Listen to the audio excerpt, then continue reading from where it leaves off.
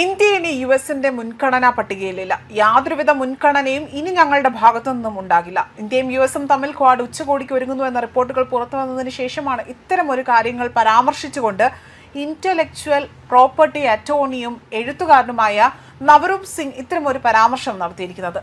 ഇയാൾ എക്സിലൂടെ പങ്കുവച്ച പോസ്റ്റിലാണ് കാര്യങ്ങൾ വിവരിച്ചിരിക്കുന്നത്. ഭാവിയിൽ US ഏതെങ്കിലും തരത്തിലുള്ള സാങ്കേതിക വിദ്യ പങ്കുവയ്ക്കുമെന്ന് ഇന്ത്യ ഒരിക്കൽ പോലും പ്രതീക്ഷിക്കരുത് എന്നും ക്വാഡിന്റെയും ഇൻഡോ പസഫിക് നീക്കത്തിന്റെയും പ്രതിസന്ധിയെക്കുറിച്ചും ഈ ഒരു പോസ്റ്റിലൂടെ എടുത്തു കാണിച്ചുകൊണ്ട് ചില ചോദ്യങ്ങൾ ഉന്നയിച്ചുകൊണ്ടാണ് പരാമർശം നടത്തിയിരിക്കുന്നത്.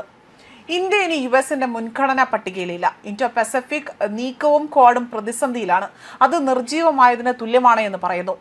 അതായത് quad quadrilateral security dialogue US, Australia, Japan, India എന്നീ രാജ്യങ്ങളുടെ ഒരു സംഘമാണ്.